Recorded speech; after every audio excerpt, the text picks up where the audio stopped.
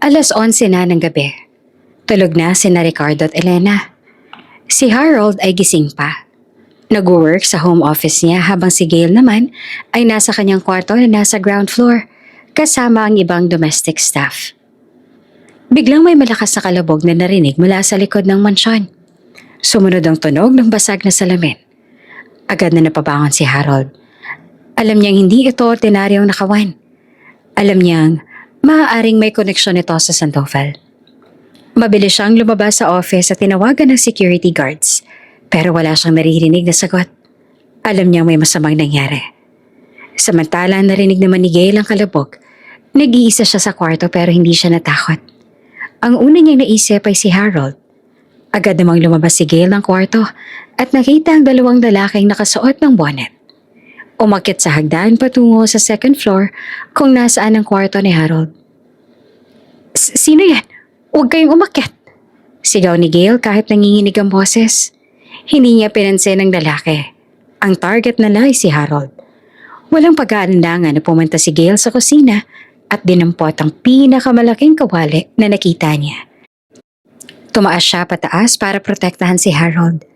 Si Harold naman sa kabilang banda ay pumasok sa kwarto ng kanyang mga magulang para siguraduhing ligtas sila. Wala siyang ibang nagawa kung hindi gisingin ang mga ito at saka balaan. Ma, pa, magtago kayo, may pumasok sa bahay. Nang makita ng dalawang lalaki si Harold, agad silang lumapit. May hawak silang mga pamalo. Ikaw ba si Harold de la Vega? Sumama ka sa amin. Wala kang papatungan ng kamay. Sigaw ng isa. Nag-away si Harold at ang dalawang lalaki. Kahit sanay siya sa gym, dalawa sila at may pamalo pa. Halos mabalian si Harold na magsimula ng mga ito na atakahin siya. Nang akmang hahampasin na si Harold ng pamalo sa ulo, biglang dumating si Gail. Wag!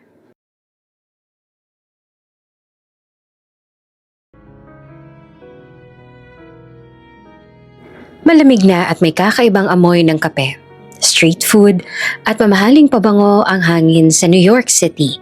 Pero para kay Harold de la Vega, ang anak ng pinakamayaman at pinaka-impluensyal ng pamilya sa industriya ng real estate sa Maynila, ang amoy na iyon ay simula pa lang ng isa na namang gabi ng walang kabuluhang kaligayahan.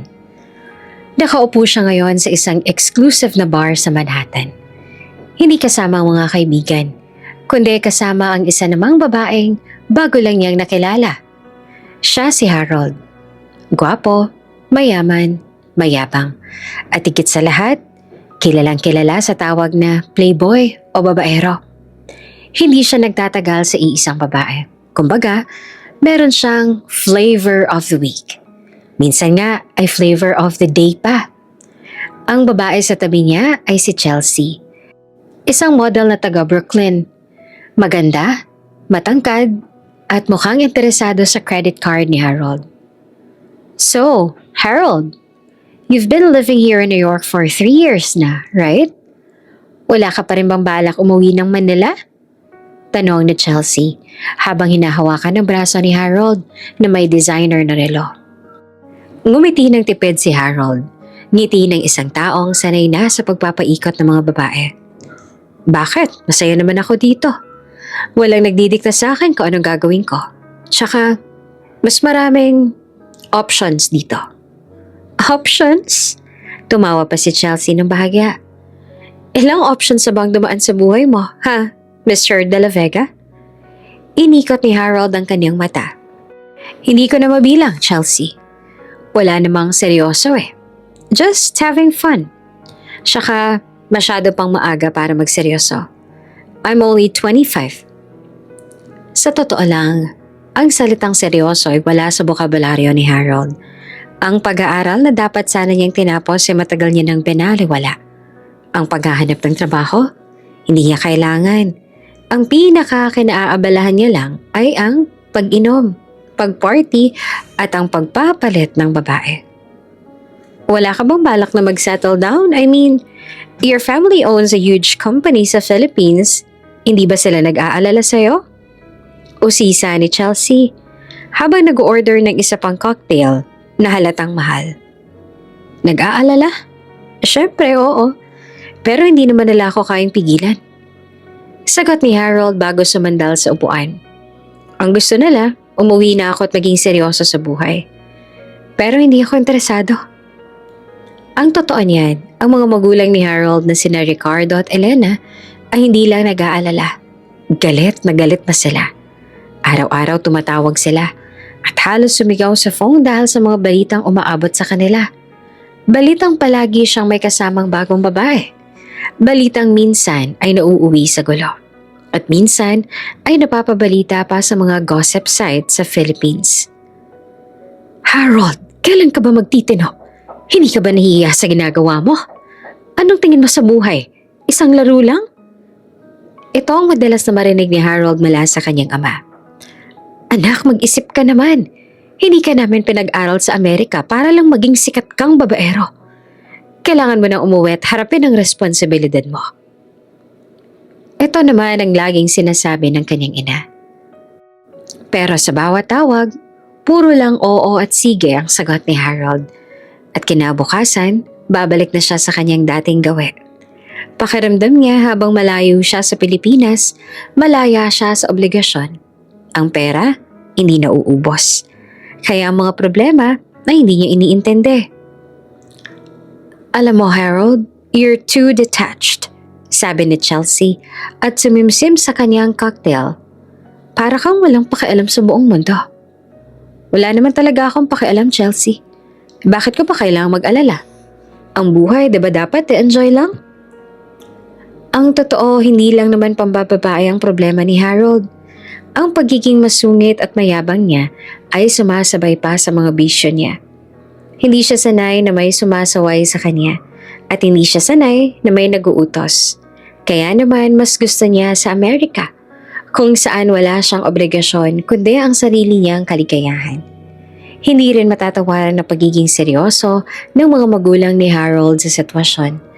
Ang kanilang negosyo ay may matinding kalaban, si Don Luis Sandoval, ang may-ari ng kumpanyang kakompetensya ng negosyo nila. Matagal nang naghihintay ng pagkakataon na pabagsakin ang mga De La Vega. At ang pambababae at kawalang seryoso ni Harold ay nagiging malaking liability sa kanilang pamilya. Isang beses, may babaeng inireklamo si Harold sa pulis dahil sa harassment, na nasettle lang dahil sa impluwensya at pera ng pamilya niya. Kaya naman naging mas matindi ang pag-aalala ng mga De La Vega. Kailangan mo nang umuwi, Harold. Bulong na Mr. De La Vega sa phone noong nakaraang araw. Baka kung ano pang mangyari sa'yo dyan, masisira lang ang pangalan ng pamilya natin. Hindi mo naiintindihan ang sitwasyon dito. Okay lang ako, pa. Huwag niyo na ako intindihin. Sagot naman ni Harold habang nagmamadali ng umalis sa apartment ng isang babae. Pero ang mga magulang niya ay desidido na. Kailangan nilang mapauwi si Harold. Ngayon na. Natatakot sila na baka gamitin ang kalaban ng mga kahinaan ni Harold laban sa kanila. Harold, let's go na. Sa apartment mo na lang tayo dumiretso. Aya ni Chelsea na halatang nagpaparamdam na. Ngumiti naman si Harold. Sure, pero don't expect too much.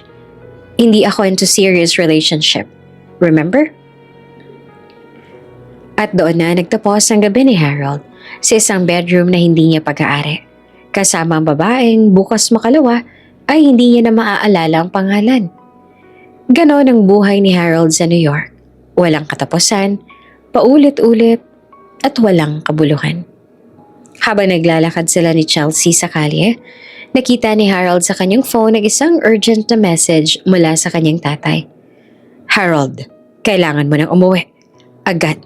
May kailangan akong sabihin sa iyo na napakaseryoso. Hindi na to tungkol sa mga babae. Bumili na kami ng ticket mo. Bukas ng gabi ang flight mo. Wala nang pero-pero at walang mamaya ako maririnig sa iyo. Doon na naramdaman ni Harold ang bigat. Hindi na ito simpleng utos ng magulang. Mukhang may malaking problema talaga. Pero kahit may kaba, hindi pa rin niya maiwasang mag-isip. Sayang, may date pa naman sana ako bukas.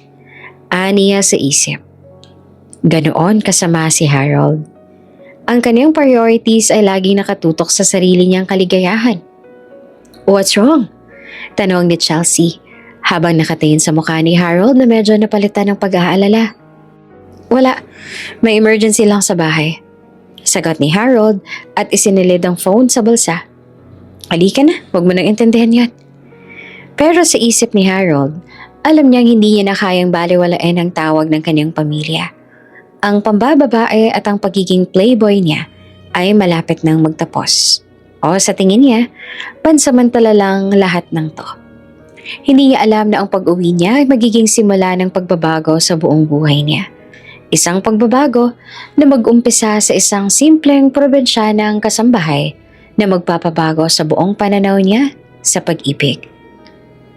Masakit na sa balat ng sikat ng araw ng mga oras na yon.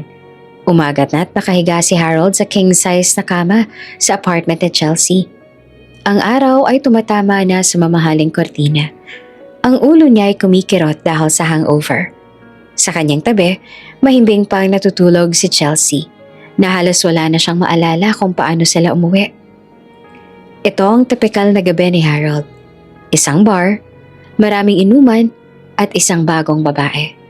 Walang commitment, walang drama, at walang follow-up. Ang kanyang buhay ay umiikot sa siklo ng pag-iwas sa responsibilidad. Tahimik siyang bumangon. Ininom ang isang basong tubig na nakita niya sa nightstand at sinimulang hanapin ang kanyang damit. Hindi niya kailangang magpaalam.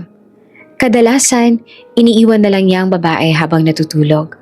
O kaya naman ay nagpapadala ng text na, "Thanks for the night. See you around." Kahit kailan, wala siyang inalala kung ano man ang maramdaman ng babae. Siya si Harold, ang masungit at walang pakialam na lalaki. Habang nagbibihis siya, kinuha niya ang kanyang phone at muling binasa ang text ng kanyang ama. Ang seryosong tono ng message ay pilit na gumugulo sa kanyang isip. Bakit kaya? Ano bang kailangan nilang sabihin na sobrang seryoso?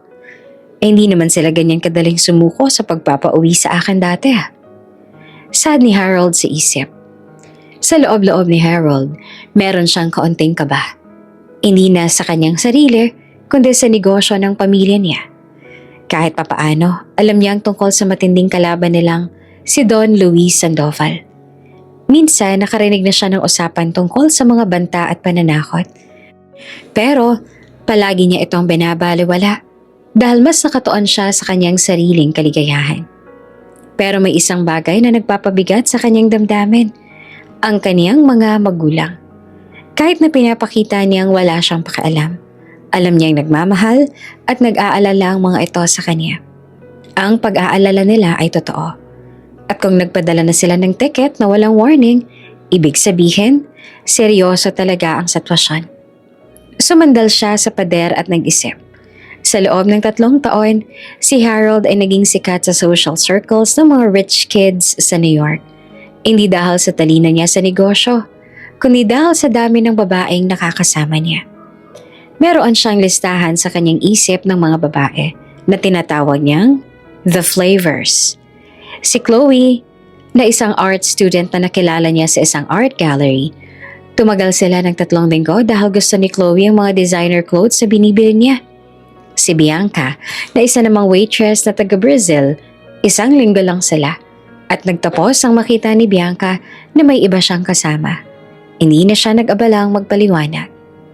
Si Samantha, na isang filmmaker na masyadong intense. Ginawa niya itong muse kuno. Pero pagkatapos ng 2 araw, na-bored na siya sa kanyang mga kwento. Si Isabel, na isang tour guide na nakilala niya sa Paris. 1 night stand lang yon. Pero pinadalhan niya pa rin ng 1 dosenang rosas pag-uwi. Para kunwari, gentleman siya. Si Chelsea, isang babaeng natutulog pa sa kabilang kama. Hindi niya sigurado kung ano ang trabaho nito. Pero maganda ang hubog ng katawan at easy to get. Iyon lang ang importante sa kanya. Meron pang marami. Halos hindi niya na makalala kung sinong huli at kung sino ang susunod. Ang dami ng babae ay proof sa kanya na may kontrol nga siya sa buhay niya. At proof na hindi siya nakatali sa kahit kanino. Kailangan ka na talaga umuwi. Sad ni Harold sa isip. Pero bago ako umalis, kailangan ko muna magpaalam ng maayos. Hindi sa mga babae, kundi sa buhay na nakasanayan niya. Nag-iwan siya ng note sa nightstand ni Chelsea at hindi nilang basta text. Chelsea, I had to leave. May flight ako mamayang gabi. Thanks for the night. Harold. Wala siyang sinabing paalam o mag-iingat ka o kahit na anong sweet na salita. Hindi niya kabisado yon at hindi siya interesado na matutunan iyon. Nang makalabas siya sa apartment building, naglakad siya papunta sa kanyang sasakyan. Doon niya nakita ang isang missed call mula sa kanyang ina. Tinawagan niya ito pabalik. Hello? Ma? Harold, sa wakas. Bakit hindi ka sumasagot sa mga tawag ko? Hindi mo ba alam kung gaano kami nag-alala ng papa mo? Galit na may halong pagkahalala ang boses ni Elena. Kalma lang, ma. Kakaalis ka lang sa gym. Bakit ba? Ano ba talagang problema? Emergency ba talaga? Sagot ni Harold habang nag-iimbento ng dahilan. Oo, Harold. Grabe yung problema natin dito. Pero hindi ko pwedeng sabihin sa'yo sa phone. Basta, kailangan mong umuwi. Agad. Ang papa mo halos magkasakit na sa kakaisip sa'yo. Lalo na doon sa latest na balita na kumala tungkol sa'yo at dun sa babaeng nagre-reklamo. Napailing si Harold. Yun ba? Wala lang yun, ma. Nasettle na yun. Tsaka nag-iingat naman ako eh. Hindi ka nag-iingat, Harold. Kaya nga napagdesisyon na naming i-pull out ka na dyan. Delikado na sa'yo dyan. Baka mamaya gamitin pa ng mga Sandoval yung kawalang ingat mo laban sa atin. Doon na naramdaman ni Harold ang bigat ng pangalan ng kalaban. Okay ma, sige. Uuwi na ako. Mamayang gabi ang flight ko, tama? Oo, sige. Mag-iingat ka sa biyahe. Wala ka na ibang commitments dyan, ha? Diretsahin mo na yung airport. Bago pa man sumagot si Harold, ibinabana ni Mrs. De La Vega ang phone. Umupo si Harold sa kanyang sasakyan at tiningnan ang busy street ng New York. Ito na ang huling araw niya bilang certified playboy ng Amerika. Sige, uuwi na ako. Pero hindi ibig sabihin na magiging seryoso na ako. Sa Pilipinas, mas maraming babaeng maganda. Mas madali kong makukuha ang gusto ko. Aniya sa isip. Hindi pa rin nagbabago ang pananaw ni Harold. Ang pag-uwi niya ay isang forced vacation lang mula sa playground niya sa New York. Wala siyang balak na maging seryoso. Wala siyang balak na umayos. Hindi kalaunan, nagmaneho siya papunta sa kanyang apartment. Nag-empake at nagbadaling mag-ayos. Habang nag-empake, nahulog mula sa kanyang briefcase ang isang Polaroid photo. Larawan niya kasama si Chloe, ang art student. Nakatingin siya sa larawan ng ilang segundo. May bahagyang guilt na pumasok sa kanyang isip. Pero mabilis siya itong ipinilig. Wala akong kailangan na seryosohin. Itinapon niya ang larawan sa basurahan at inayos ang kanyang maleta. Kasabay ng mga mamahaling damit at pabango, bitbit niya ang kanyang masungit at babaerong ugali. Handang-handa na siyang umuwi at harapin ang kanyang mga magulang. At ang panibagong set ng flavors na naghihintay sa kanya sa Pilipinas. Pagdating niya sa airport bago siya mag-check-in, nag-send siya ng group text sa lahat ng mga babaeng posible niyang i-date sa New York. Hey, leaving NYC for a while. It's been fun. Text you when I get back. Take care. Wala na siyang binanggit na pangalan. Isang generic na message lang. Ganon siya kasimple at kasungit sa mga babae. Hindi alintana ako masaktan sila. Ang mahalaga, naka-move on na siya. Hindi niya alam sa oras na lumapag ang eroplano niya sa Pilipinas, ang mundo niya ay magbabago ng tuluyan. Hindi dahil sa negosyo, kundi dahil sa pag-ibig na magpapatunay na ang isang masungit na playboy ay pwedeng magbago para sa isang simpleng babae. Alas 5, nasa airport lounge na si Harold habang naghihintay sa kanyang flight. Pero dahil napakaaga niyang nag-check-in dahil sa sobrang pagmamadali ng kanyang ina, meron pa siyang dapat 4 na oras bago sumakay ng eroplano. Ayos. Sabi ni Harold habang umiinom ng mamahaling scotch. Hindi pa pwedeng matapos ang gabi ko ng ganitong kaboring. Kahit alam niyang puwersahan ng pag-uwi niya at may problema, ang prioridad pa rin niya ay ang sarili niyang kaligayahan.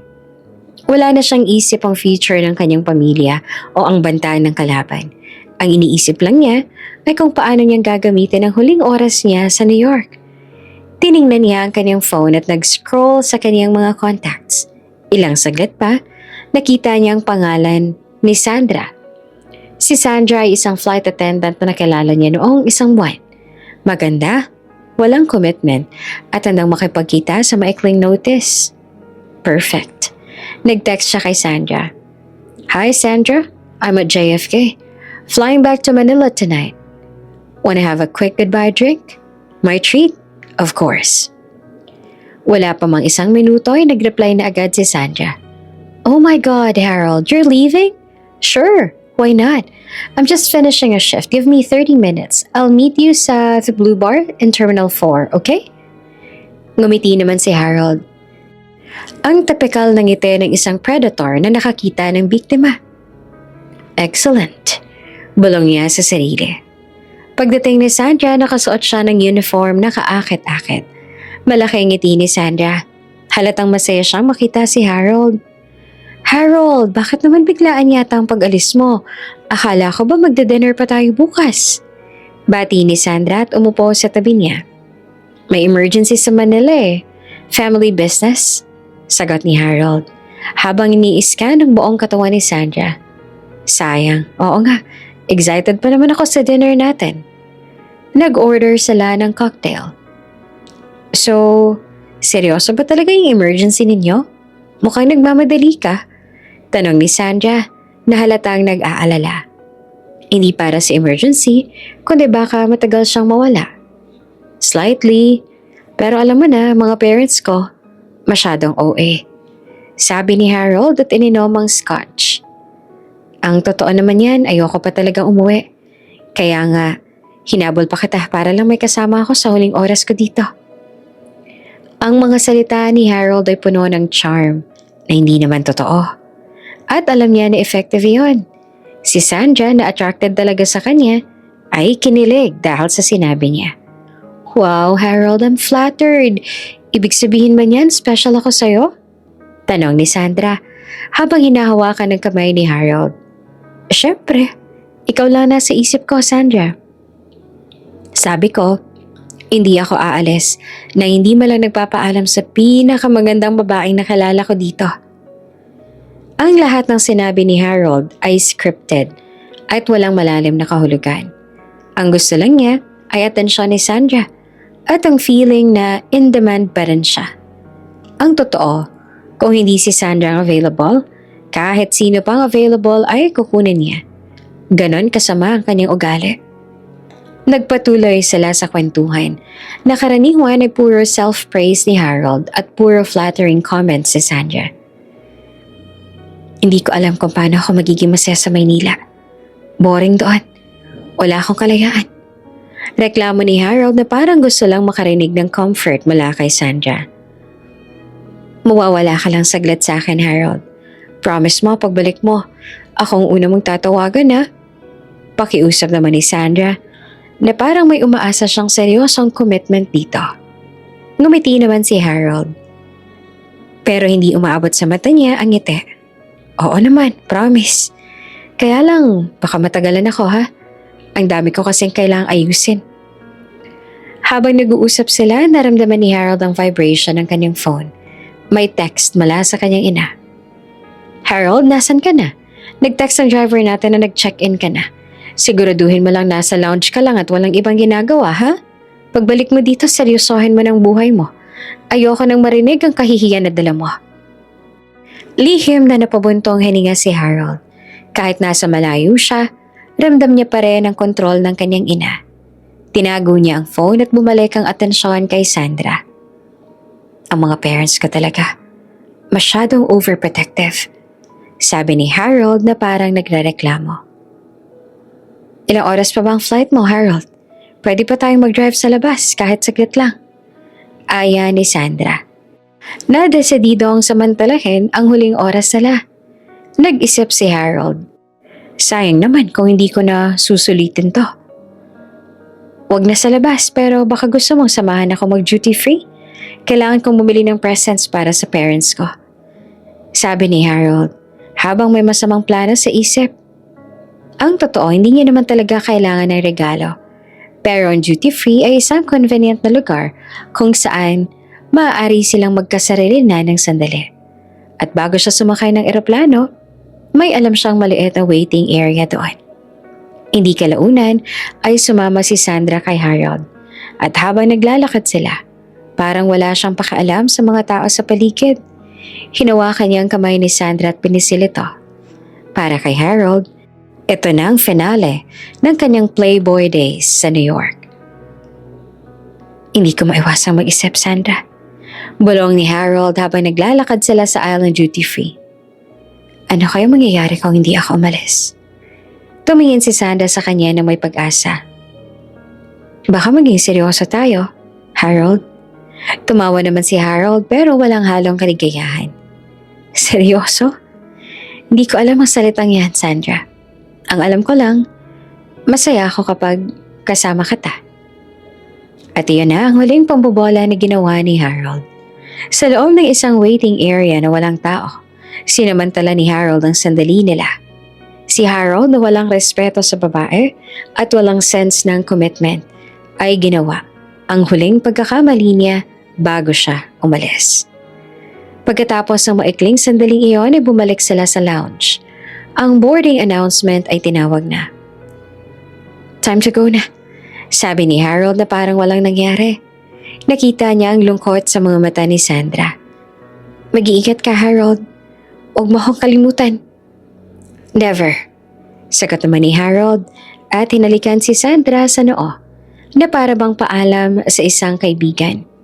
Pero pagtalikod ni Harold, habang naglalakad siya patungo sa boarding gate, hindi niya na naisip si Sandra. Ang iniisip lang niya ay kanyang comfort sa first class at ang mahabang biyahe. Ang ginawa niya kay Sandra ay isa lang sa maraming sandali na nagpapatunay na hindi siya karapat-dapat na maging seryoso. Nang umupo na siya sa eroplano, pinatay niya ang kanyang phone at sinara ang kanyang mga mata. Ang pag-uwi niya ay hindi malang nagpabago sa kanyang attitude. Siya pa rin si Harold, ang masungit na babaerong amo. Ang maniwala sa pag-ibig, malabo yon para sa kanya. Pero ang tadhana, minsan may sariling plano. At ang plano na yon ay maghihintay sa kanya sa Manila. Hindi sa glamour ng high society, kundi sa simple at tahimik na sulok ng kanilang bahay. Kasama ang isang probinsyanang kasambahay na magbabago sa buong mundo niya. Nasa first class cabin si Harold, ang lugar na sanay siya. Ang flight mula New York patungong Maynila ay brutal. Halos 16 na oras. Pero para kay Harold, ang first class ay parang private suite niya. Agad niyang tinawag ang flight attendant. Excuse me, may scotch ba kayong brand na to? Yung dapat chilled ha? Huwag yun akong bigyan ng ice na matutunaw. Utos ni Harold na animong nagsisimula ng magsungit.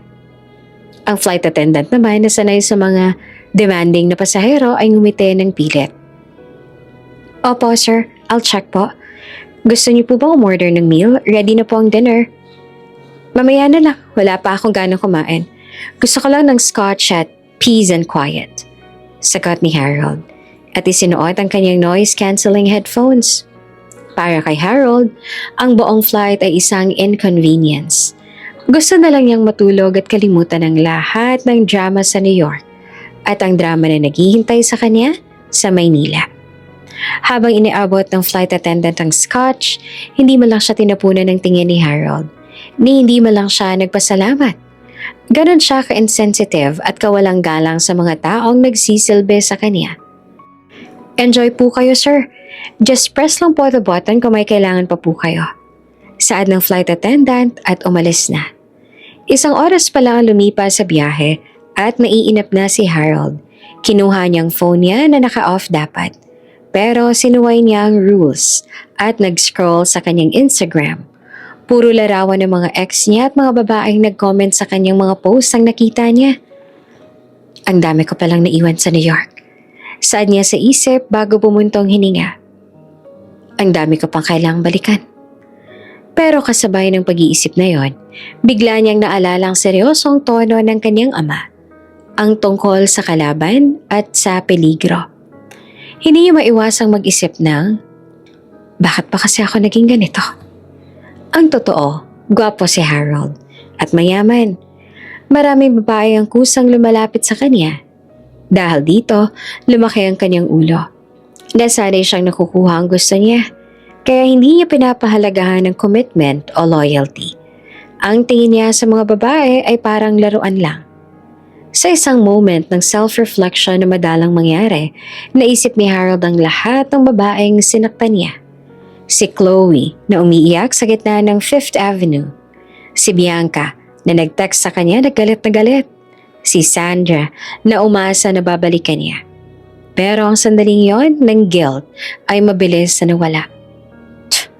Di ko naman sila pinilit Sila naman yung kusang lumalapit sa akin. Ganoon lang kasimple para kay Harold. Nang makatulog siya sa gitna ng flight, sumasagi sa kanyang panaginip ang mga mukha ng galit niyang magulang at ang mukha ng hindi niya kilalang kalaban. Ang stress na matagal niya nang iniwasan ay bumabalik na. Sa kabilang banda, sa Pilipinas, si Mrs. Elena de la Vega at Mr. Ricardo de la Vega ay nasa bahay. Gising na gising kahit madaling araw na. Nag-aalala sila. Ricardo, check mo nga ulit yung flight tracker. Dapat landing na yun, diba? Wala pa ring tawag sabi ni Elena na palakad-lakad sa sala. Si Mr. de la Vega naman ay nakaupo sa sofa, halos hindi makahinga. Kalma lang, Elena. On time yan, nakita ko sa app. Mga 30 minutes pa bago siya lumapag. Hindi ako makakalma. Paano kung may nangyari sa kanya sa airport? Paano kung may nag-aabang sa kanya doon? Sabi ni Elena na halos maiyak naman at nag-aalala. Ang takot nila hindi lang naman tungkol sa pambababae ni Harold, kundi mas tungkol sa kaligtasan niya. Si Sandoval, alam mo namang gagawa yun ng paraan para saktan tayo. Ang pinakamahinang link natin ngayon ay si Harold. Bulong na Ricardo. Kaya nga. Kaya kailangan natin siyang protektahan. Kailangan nating makita siyang maging seryoso. Kailangan niya ng bagong focus sa buhay. Paliwanag ni Elena. Ang plano nila ay simple. I-lock down si Harold sa bahay at bigyan siya ng responsibilidad sa negosyo. Pero alam nilang hindi ito magiging madali. Kailangan ni Harold ng mas malalim na dahilan para magbago. Isang dahilan na hindi lang negosyo o utang na loob. Sana magbago na siya. Sana pagdating niya, makita niya kung gaano tayo nag-alala sa kanya. Sabi ni Elena. Magbabago yan, Elena. Kailangan lang niya ng tamang inspirasyon. Sagot na Ricardo habang nakatingin sa larawan ni Harold noong bata pa siya. Hindi nila alam na ang inspirasyong hinihintay nila ay nasa bahay na nila, naghahanda para sa darating na araw. Ang bago at mahinhing kasambahay na si Gail.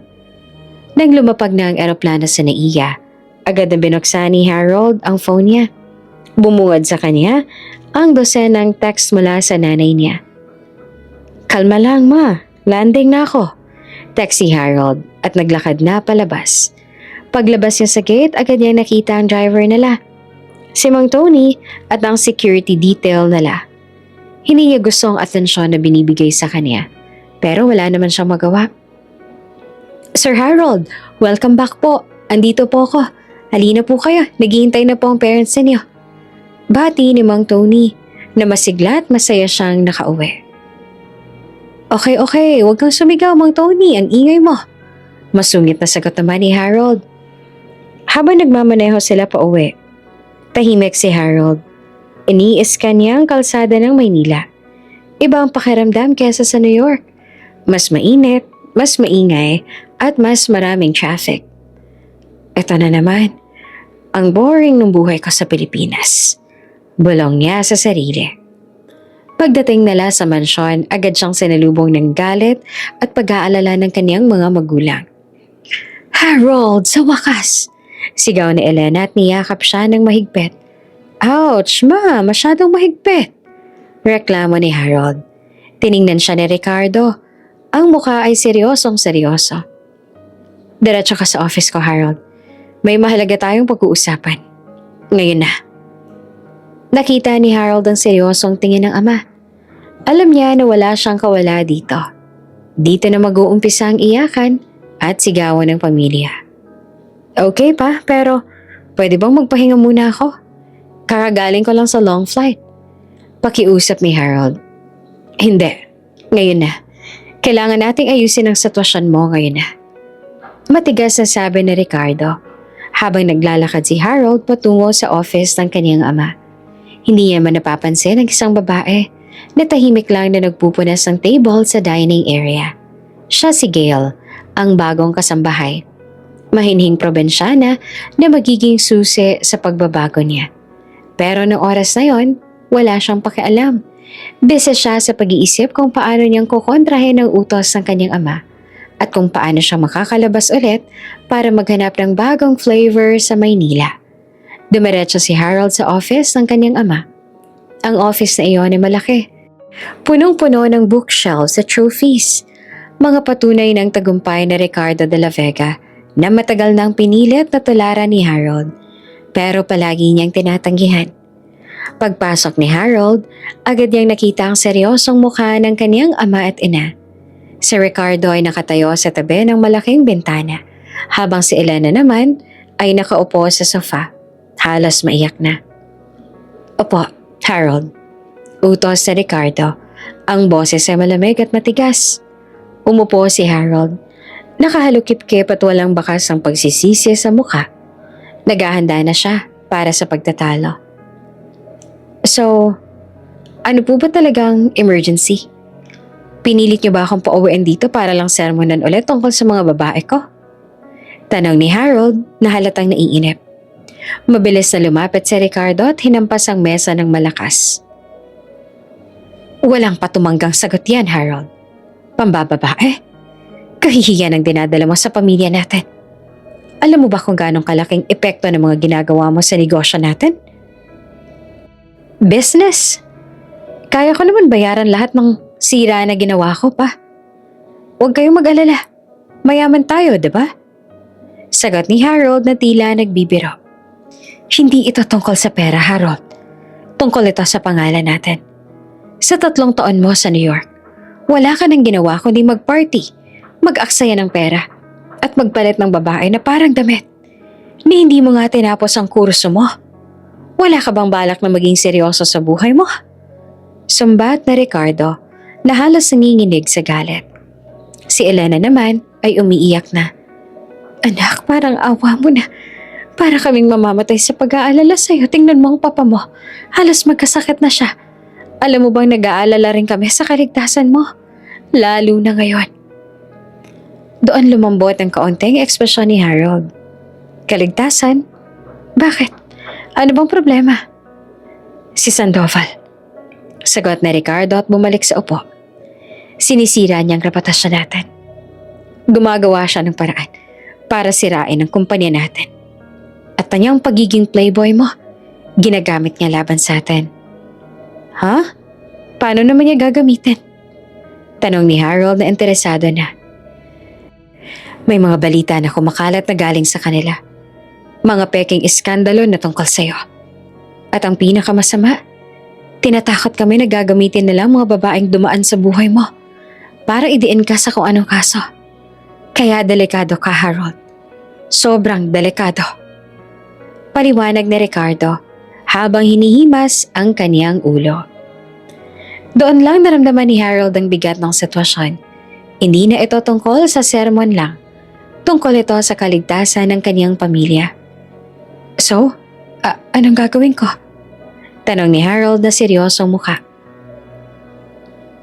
Uuwi ka dito, Harold. Mananatili ka dito. Hindi ka lalabas hanggat hindi na aayos ang gulo na to. Matigas na sabi ni Ricardo. I-deactivate ko lahat ng credit cards mo. Ipo-pull out ko lahat ng sasakyan na ibinigay namin sa'yo. Hindi ka makakalabas ng walang pahintulot namin. Natigilan si Harold. I-deactivate ang credit cards? Ngunit ito ang pinakamalaking parusa para sa kanya. At teka pa, hindi naman yata fair yan. Bakit niyo ako ikukulong sa bahay? Angal ni Harold. Hindi ito pagkukulong, Harold. Proteksyon ito. Kailangan mong magbago. Kailangan mong maging seryoso. Kailangan mong tumulong sa negosyo. Galit na sabi ni Ricardo. Si Elena, bagamat umiiyak ay sumusuporta sa asawa. Tama ang papa mo, anak. Masyado na kami nag-aalala. Kaya kailangan mong tumigil sa pambababae. Kung meron ka lang sanang maayos sa girlfriend na kasama mo, hindi na sana kami ganyan kung mag-alala sa'yo. Sa sandaling iyon, naintindihan ni Harold ang kinalaman ng kanyang pag-uugali at ng peligro na hinaharap ng kanilang negosyo. Pero ang pagpipilit sa kanya na magbago ay hindi niya matanggap. Sige pa, kung yan ang gusto ninyo, magsistay ako dito. Sabi ni Harold na matigas ang boses. Pero hindi ibig sabihin na magbabago na ako. Magbabago ka, Harold. Dapat kang magbago. Bulong ni Ricardo. Kailangan mo lang ng tamang inspirasyon. Tinapos si Ricardo ang usapan sa isang napakaseryosong mukha. Nawala ang lahat ng prestige ni Harold. Nawala ang kalayaan niya. Siya ngayon ay nakakulong sa kanyang sariling mansyon. Paglabas si Harold sa office, galit siya. Galit siya sa mga magulang niya. Galit siya sa Sandoval. At galit siya sa sitwasyon na meron siya. Hindi ako magbabago. Saad sa isip ni Harold, hahanap ako ng paraan para makatakas dito. Naglakad siya pataas sa kanyang kwarto. Habang naglalakad, muli niyang nakita si Gail, ang bagong kasambahay na tahimik na naglilinis sa hagdanan. Si Gail ay nakayuko, mahinhin kung kumilos. Usal ni Harold sa isip bago umiling. Ano ba naman yan? Pati ba sa bahay ganyan pa rin ang mga katulong? Parang multo. Hindi mo lang tinapunan ng tingin ni Harold si Gail. Mas nag-iisip siya ng plano para makatakas. Si Gail naman napansin niya si Harold. Gwapo pala ang anak ng amo niya. Pero halata sa mukha nito ang pagkamasungit at pagkamayabang. Nahiya si Gail kaya lalo siyang yumuko. Ayaw niyang mapansin ng may-ari ng bahay. Ang pagkikita na iyon ay sandali lang. Walang kahulugan para kay Harold. Pero para sa kanyang mga magulang, ito na ang simula ng kanilang lihim na plano. 2 araw na si Harold sa loob ng mansyon. At sa 2 araw na yon, halos sumabog na siya sa inip at galit. Ang kanyang credit cards ay nakablock na. Ang kanyang drivers ay may matinding utos na huwag siyang ilabas ang compound ng walang pahintulot ni Mr. De La Vega. Parang bilanggo siya sa sarili niyang bahay. Nasa poolside si Harold, nakaupo at walang ginagawa kundi magreklamo sa sarili. Nakasuot siya ng swimming shorts at shades, pero ang isip niya ay puno ng inis. This is ridiculous. Para akong bata na pinarusahan. Hindi ko kailangan ng guard. Hindi ko kailangan ng lecture. Bulong niya sa sarili. Sinubukan niya na makipag-usap sa security guards. Sinuhula na ang driver nila, pero lahat sila ay takot sa kanyang ama. Seryosong-seryoso si Ricardo de la Vega sa pagkulong kay Harold. Kinuha ni Harold ang kanyang phone at sinubukan na mag-text sa mga kaibigan niya sa Maynila para mang-aya ng inuman o party. Guys, I'm back. House arrest. LOL. Can someone bring booze and some girls over? It's boring here. Hindi naman nagtagal, nag-reply ang kaibigan niyang si Miggy. Tol, seryoso ang mga parents mo, tumawag sa akin ng papa mo. Huwag daw ako magdala ng bisyo sa bahay niyo. Sorry pare, takot ako eh. Lalong nainis si Harold. Ini-stab na siya ng mga kaibigan niya dahil utos daw ng kanyang ama. Tingnan lang natin kung hanggang kailan sila magtitiis. Sabi ni Harold at inilubog ang paa sa pool. Samantala sa dining room, lihim na nag-uusap sina Ricardo at Elena. Pinapanood nila si Harold mula sa bintana. Kawawa naman ang anak natin. Sobrang boring na dito. Malungkot na sabi ni Elena. Pero kailangan niyang magbago, Ricardo. Lalo na ngayon, na sobrang delikado ang sitwasyon natin dahil kay Sandoval. Alam ko, Elena. Kaya nga kailangan nating simulan ang plano natin. Sabi ni Ricardo at hinawakan ng kamay ng asawa. Plano? Sigurado ka bang gagawin natin to? Paano kung malaman niya? Tanong ni Elena na nag-aalala. Hindi niya malalaman. Gagawin natin to ng dahan-dahan. Kailangan ni Harold ng isang dahilan para magbago. Isang inspirasyon na hindi pera o negosyo. Paliwanag ni Ricardo. At sa tingin mo ba, si Gail ang sagot? Tanong ni Elena na medyo curious. Oo. Napansin mo ba, Elena? Wala siya ng ugali ng mga babaeng nakilala ni Harold sa ibang bansa. Simple lang siya. Mabait at walang arte. Sagot na Ricardo. Nakikita ko sa kanya yung kabaitan na kailangan ni Harold. Kailangan lang natin silang paglapitin. Paano naman natin gagawin yan? Hindi nga niya pinapansin si Gail. Nandyan lang siya para magpunas ng mga gamit. Sabi ni Elena. Ngumiti si Ricardo. Kailangan natin gumawa ng sitwasyon na mapipilitan siyang makipag-usap kay Gail. Kailangan niya ng distraction sa boring na buhay niya. Tulad ng ano? Tanong ni Elena. Tulad ng mga gawaing bahay. O kaya, pagkain. Sagot ni Ricardo at tumawa ng mahina. Ang lihim na plano ng mga magulang niya ay nagsimula. Desidido ng mga magulang ni Harold na gamitin si Gail. Ang probinsyanang maid para tulungan ng kanilang anak na magbago. Kinagabihan, nakita ni Harold ang isang platong may laman na suman na may latek sa mesa. Hindi siya kumakain ng suman dati. Na-curious siya. Sino nag-order nito? Tanong ni Harold sa isang butler. Si Ma'am Elena po, sir. Para daw po sa'yo. Sagot ng butler. Kinain naman ni Harold ang suman. Masarap. Ibang-iba sa mga desserts na nakain niya sa New York. Sino nagluto nito?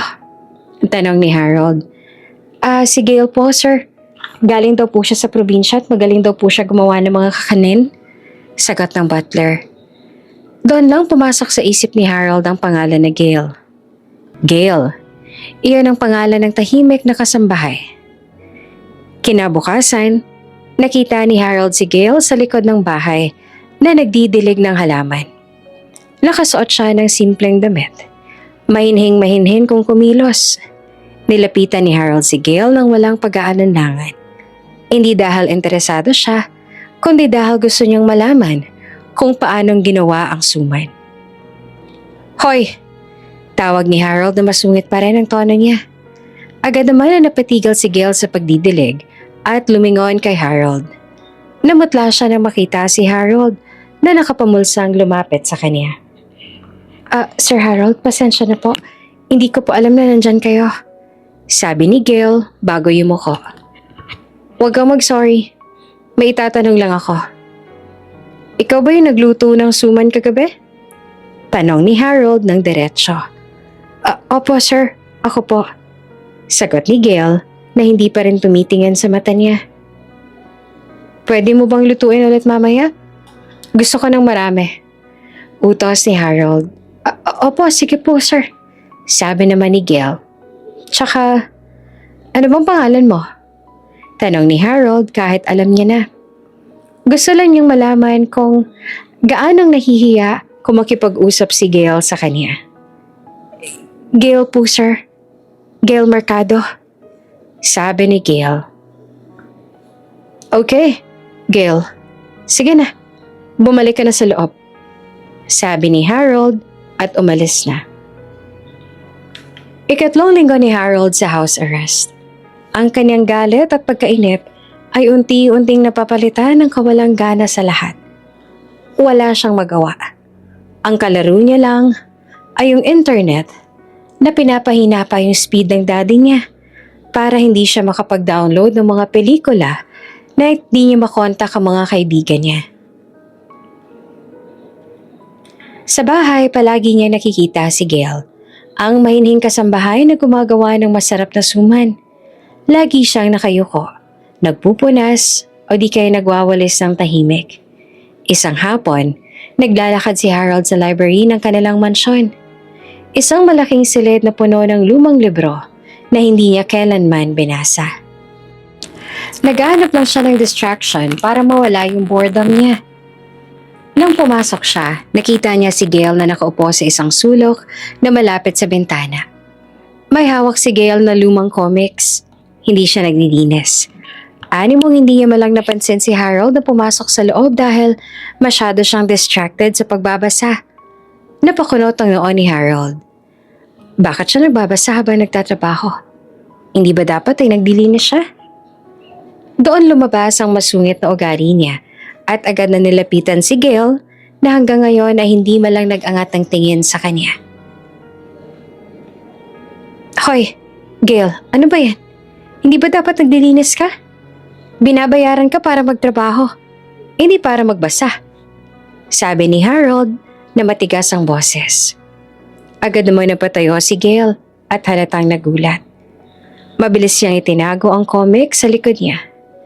Namutla siya nang makitang nakakunot ang noon ni Harold noong mga oras na yon.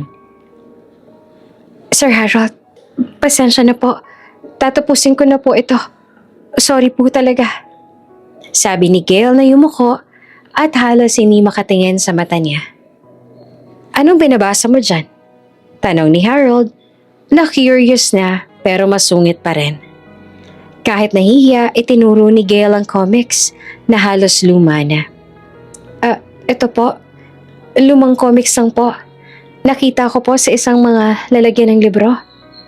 Dinampot ni Harold ang comics at tinignan ang cover. Doon lang nagbago ang ekspresyon niya. Teka, Reader's Digest to ah. Archie and Jughead? Sabi ni Harold na malambot ang tono. Archie and Jughead. Ang paborito niyang comic character noong bata pa siya. Wala mang may alam sa kanyang pamilya na gustong-gusto niya ang comics na yon. Ito ang naging escape niya noon sa stress ng kanyang mayamang buhay. Opo, sir, Archie and Jughead po.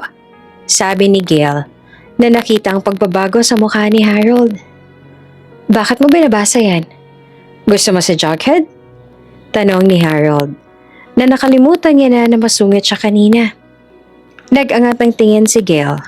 At sa unang pagkakataon, nagtagpo ang mata nila. Opo, sir. Sabi po kasi nila, parang bata raw yung hilig ko. Pero gusto ko po talaga yung mga kwento niya. Nakakawala po ng pagod. At doon nagsimula ang koneksyon nilang dalawa. Ang masungit na amo at ang mahinhing kasambahay. Pareho silang may lihim na pagmamahal sa isang lumang comics na walang nakakaalam. Ako rin. Gusto ko yan. Sabi ni Harold at hindi niya sinasadya ang sinabi niya. Naging natural lang. Talaga po, sir? Tanong ni Gail na lumabas ang bahagyang ngiti sa mukha niya. Ang unang ngiti na nakita ni Harold sa kanya. Oo, paborito ko yan. Dati. Pero wala akong kaibigan na gustong-gusto yan kaya tinago ko na lang. Paliwanag ni Harold na parang nakikipag-usap na ngayon sa kaibigan at hindi sa isang kasambahay. Ako nga rin po eh. Wala pong may alam na gusto ko yan sa probinsya. Kaya po nagulat ako nang may Reader's Digest na comics kayo dito. Sabi ni Gail. Biglang nagbago ang mukha ni Harold. Nakakita siya ng bagong distraction sa kanyang boring na buhay. Teka, Gail, pwede mo bang ipahiram sa akin yan? Tanong ni Harold. Opo sir, sige po, sa'yo naman po ito eh. Sagot ni Gail at iniabot ang comics. Hindi mo na muna kailangan maglinis ha. Sige na, magbasa ka na lang muna. Ayoko ma-stress ka. Puro nilis na lang kasi nakikita ako sa'yo. Sabi ni Harold. Nagulat si Gail. Hindi niya ina-expect na ganyan siyang kakausapin ng masungit na amo. Salamat po Sir Harold. Sige na, mamaya magkwentuhan tayo tungkol dyan. Sabi ni Harold at umalis na hawak ang Jughead comics. Hindi niya namalayan, pero nagbago ang mood niya. Hindi na siya masungit. Naramdaman niya ang pagka-excite na matagal niya nang hindi nararamdaman. Samantala, lihim naman na nakikinig ang kanyang ina, si Elena, sa isang sulok. Naririnig niya ang buong pag-uusap ng dalawa tungkol sa comics. Archie and Jughead? Hindi ko alam na gusto pala ni Harold yan. Pero nag-usap na sila. Gumana ang plano ni Ricardo. Bulong ni Elena sa sarili at natawa. Oops! May break muna. Gusto mo bang ma-shoutout dito sa channel ni Ate Jane? Mag-comment lang ng lesson you learned from the latest story uploaded. Dahil pipili kami ng isang best comment of the day para i-shoutout sa susunod na upload. Kaya huwag kalimutang mag-iwan ng lesson you learned after you watch this video. Maraming salamat! Shoutout nga pala kina Rose Dayondon from Kuwait, Dolly Thomas from Bloomington, USA, at Shalala Ventura from Saudi Arabia. Sa ating mga taga-subaybay, paki-comment naman po kung taga saan kayo para alam ko kung hanggang saan umaabot ang mga kwento ni Ate Jane at nang ma-shoutout ko rin kayo sa mga susunod pa nating mga kwento. Maraming salamat sa pakikinig.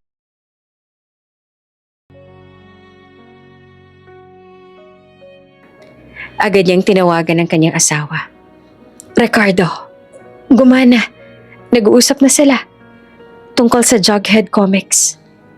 Sabi ni Elena sa telepono. Nakita ko nga sa CCTV, Elena. Yung comics na yun, yan ang susi. Sabi ko na nga ba, may common ground sila. Sagot na Ricardo na tuwang-tuwa. Sige na. Ngayon, kailangan na natin gumawa ng mas malaking paraan para lalo silang magkasama. Ha? Tulad ng ano?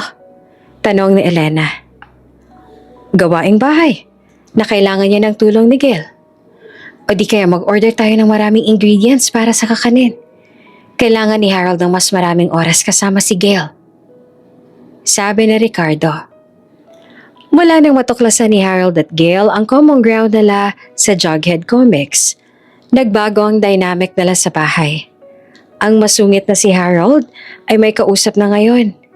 At ang tahimik na si Gail ay may kakampi na. Ang una nilang ginawa ay magbasa ng magkasama.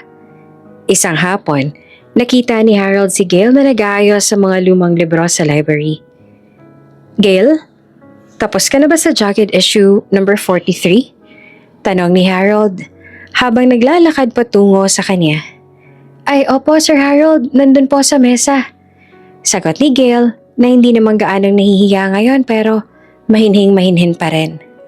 Nakakatawa po yung part na nagtago siya sa cabinet para hindi siya makita ni Betty. Ngumiti naman si Harold. Ang ngiting natural lang at walang halong kalokohan. Isang tunay na ngiti. Oo nga, sobrang gutom talaga niya no?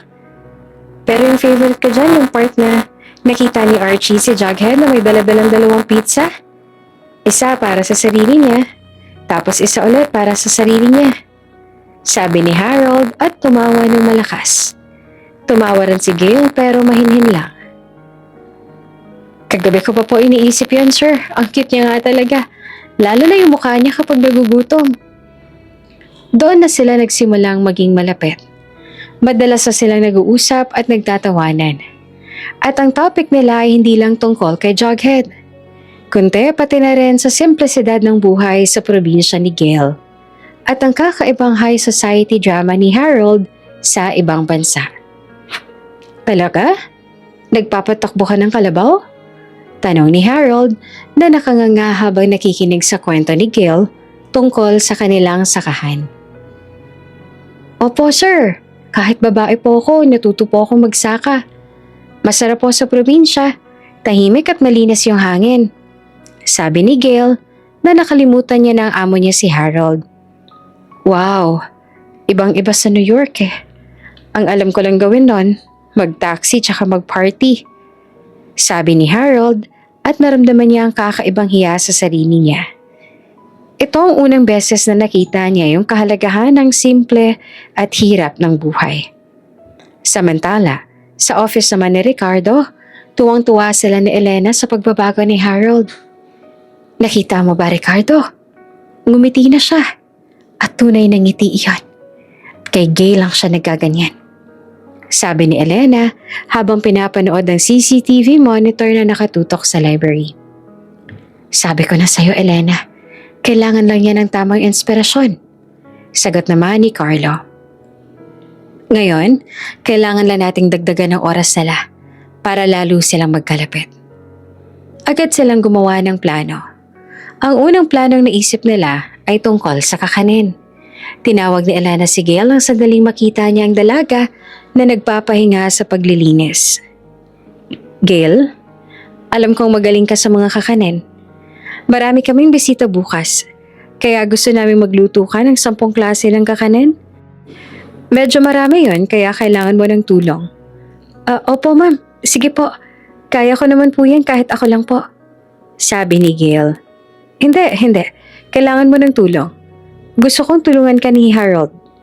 Utos ni Elena na halos hindi mapigil ang kilig. Po? Si Sir Harold po? Nagulat na tanong ni Gail. Oo. Sabi ko sa kanya, kailangan niyang matuto kung paanong mag-bake bilang part ng training niya sa negosyo. Alam mo na, business skills. Paliwanag ni Elena. Habang sinasadya ang pagsisinungaling. Kaya kailangan mo siyang turuan, Iha. Siguraduhin mong magkasama kayo sa kusina ngayong hapon. Ang pangalawang plano naman na ginawa nila ay ang utusan sila na mag-asikaso sa hardin. Nang sandaling makita ni Ricardo na si Harold ay nakaupo na sa sofa at nagsi-cellphone, doon na siya nagdesisyon na tawagin ito para mag-utos. Harold, naka-house arrest ka dito. Kaya kailangan mo magkaroon ng responsibilidad sa buhay na to. Mula ngayon, ikaw na ang responsible sa garden. Magdidilig ka araw-araw at magpuputol ng mga damo. What? Gardening? Pa, hindi ko naman trabaho yan. May hardinero naman tayo Angal ni Harold. Wala akong pakialam. Kailangan mong masanay yung sarili mo sa trabaho na hindi tungkol sa party. Tsaka kailangan mong tulungan si Gail sa pag-aalaga ng mga halaman. Magkasama kayong magdidilig. Utos na Ricardo na walang apela. Si Gail naman, bakit siya lagi? Tanong ni Harold na naiinis. Dahil siya lang naman yung nakakaalam. Huwag ka na magreklamo. Go, ngayon na. Utos na Ricardo. Kahit naiinis, sumunod na lang si Harold. Ayaw niyang makumpiska pati yung phone niya kung hindi siya susunod. Pumunta si Harold sa kusina nang nakasimangot. Nakita niya si Gail na nag-ayos ng ingredients para sa suman at puto. Sabi ni Ma, kailangan kitang tulungan dito. Sabi ni Harold na mayabang ang tono. Ano ba yung gagawin ko? Basta wag yung madumi, ha?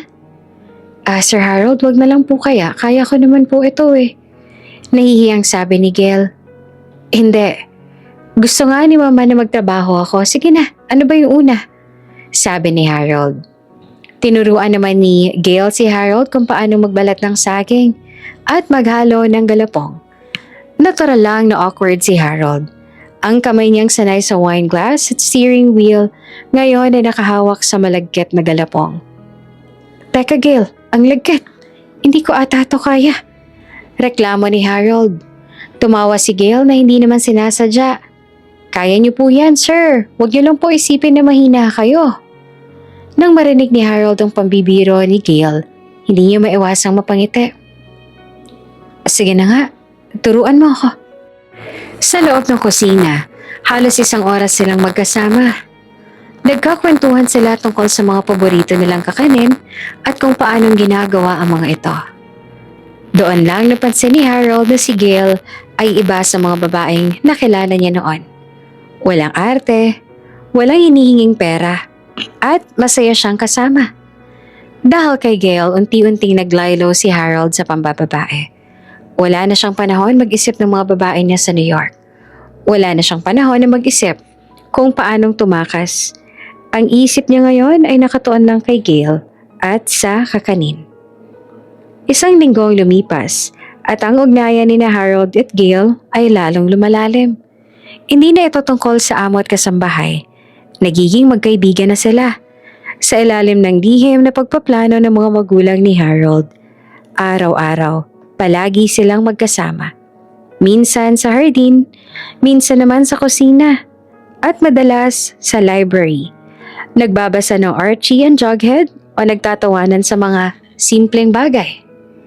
Isang hapon, inutusan ni Elena si Gail na ayusin ang mga lumang gamit sa bodega.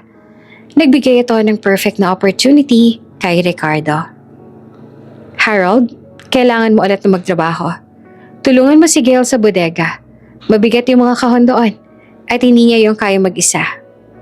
Utos na Ricardo kay Harold. Sige na nga pa. Kailangan ko ba talagang araw-araw akong utusan? Reklamo pa ni Harold pero walang galit sa tono. Alam niya na magkikita sila ulit ni Gail. Pagdating niya sa bodega, nakita niya si Gail na nanihihirapan sa isang malaking kahon. Teka Gail, huwag mong itulak yan. Masisira yung likod mo. Sabi ni Harold at agad siyang lumapit para tulungan ito. Salamat Sir Harold. Mabigat po talaga. Sabi ni Gail na nakita ang pag-aalala sa mukha ni Harold. Ayos lang yan. Trabaho to, diba? Para may excuse akong hindi mag-swimming. Biro pa ni Harold. Sa loob ng bodega, habang naglilipat sila ng kahon, nagkwentuhan sila. Alam mo Gail, nakakatawa ka. Ibang-iba ka sa mga babaeng nakilala ko sa New York. Sabi ni Harold ng diretsyo. Bakit naman po, sir? Tanong ni Gail na nahihiya. Kasi sila, puro designer brands ang pinag-uusapan. Puro party, puro pera. Pero ikaw, masaya ka na sa Reader's Digest at mga halaman. Paliwanag ni Harold. Tsaka hindi mo ako tinitingnan na parang credit card ako. Natahimik si Gail. Hindi po ako ganyan, Sir Harold. Ang importante po sa akin, tahimik ang buhay at masaya ang trabaho ko. Kaya nga iba ka. Alam mo ba dahil sa'yo, hindi ko na iniisip yung mga babae ko sa New York. Sabi ni Harold na seryoso na ang tono. Iyon ang unang pagkakataon na inaamin ni Harold sa sarili niya at kay Gail na nawawala na siya ng interes sa pagkababaero niya. Napansin talaga ng mga magulang ni Harold ang pagbabago. Naging mas kalmado si Harold. Hindi na siya sumisigaw at palagi siyang nakangiti kapag kasama si Gail. Isang umaga, naabutan ni Elena si Harold sa poolside na nagbabasa ng isang libro na hindi tungkol kay Jughead. Anak, nagbabasa ka na? Tanong ni Elena na tuwang-tuwa. Oo ma, tungkol sa pag-iingat ng mga halaman. Tinuro kasi sa akin ni Gail na kailangan ko daw malaman yung sakit ng halaman. Sagot naman ni Harold.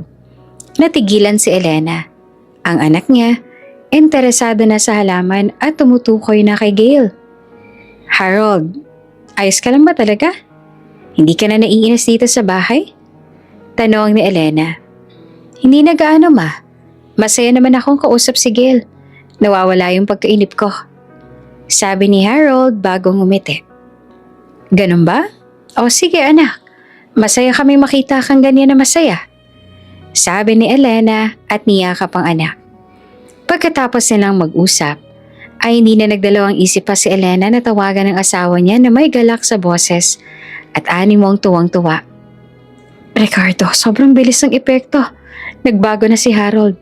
Hindi niya na naaalala yung mga pambababae niya. Lagi pang nakangiti.